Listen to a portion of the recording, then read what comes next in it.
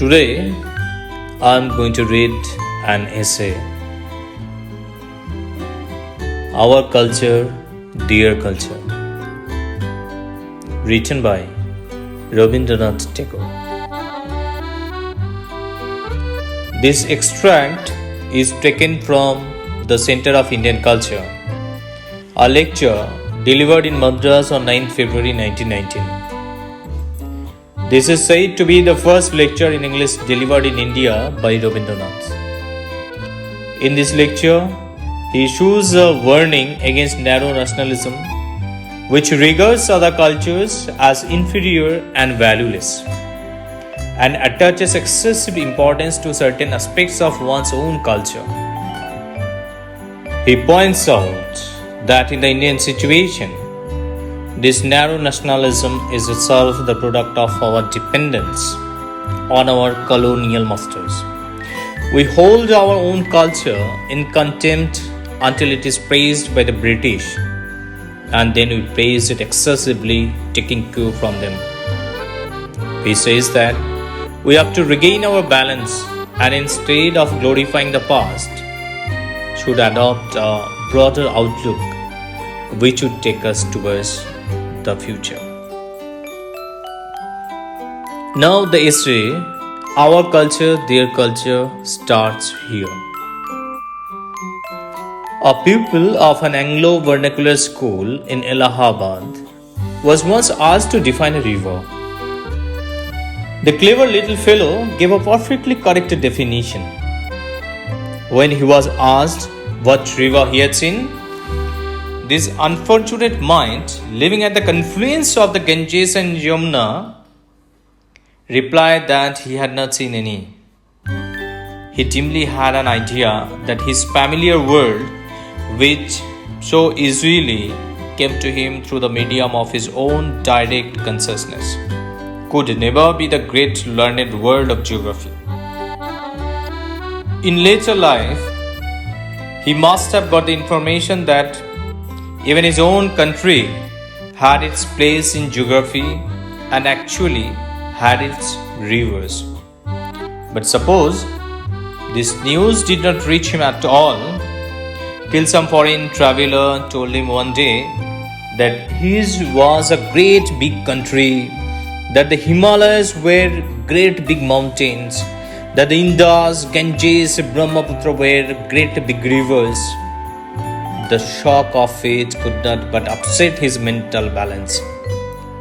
And in the reaction against the self-contempt he had nursed so long, he would lose no time in making himself absurdly hoarse by shouting that other countries were merely countries, but his was heaven itself. His previous understanding of the world was wrong due to his ignorance. His subsequent understanding of the world was worse.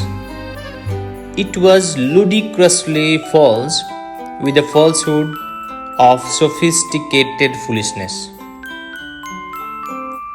The same thing happens in the case of our Indian culture.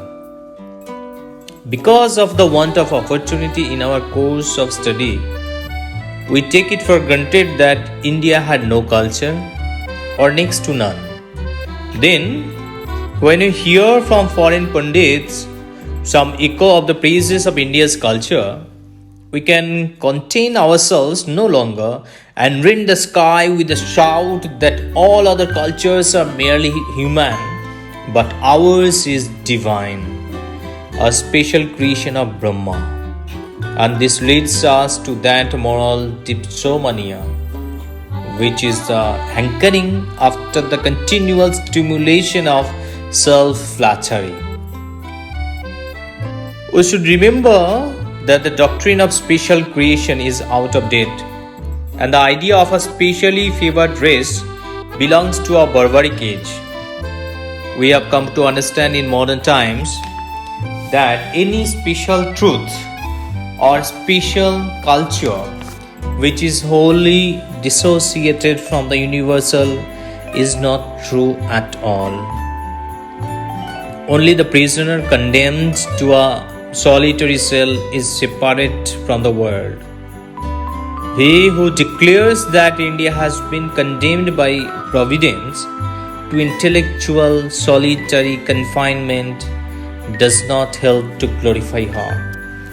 However, that may be, if we are to create a center of Indian culture, we must start with the belief that India has a culture and one which is worthy of being imparted to all. My mind feels a pull at its coat from the back at this point. I know a section of my countrymen are saying to me, "Not so fast. Let us know if you believe that our Indian culture is the best in the world, or at least so good as to deserve a place of honor in our education." Fortunately, in God's world, the tyranny of the one sole best is not tolerated. There are numerous varieties of the best to keep each other company. So let us not quarrel over that superlative adjective or take it too seriously. It can be easily pointed out that our culture has its superstitions and its shortcomings.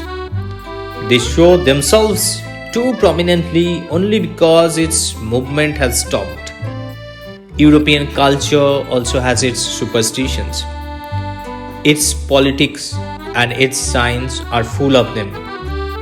These do not become fatally unhealthy because they move and they change.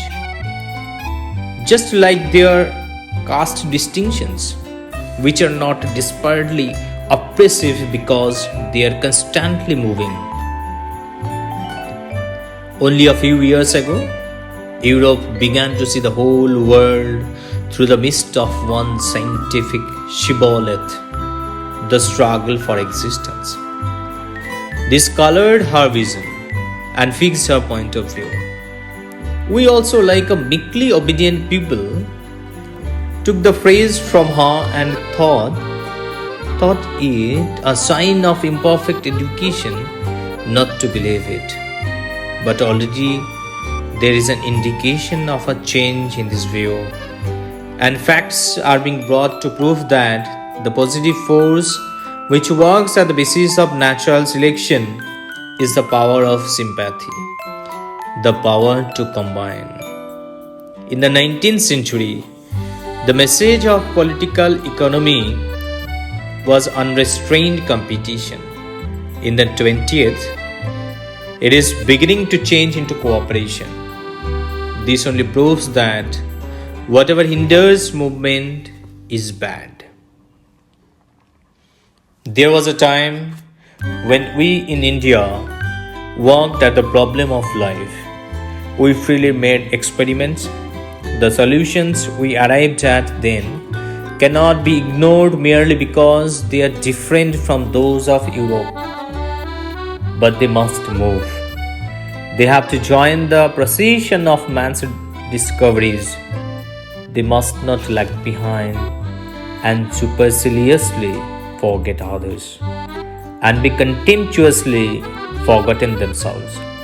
We are to call them into line and to move to the drumbeat of life. Thanks for listening to this essay.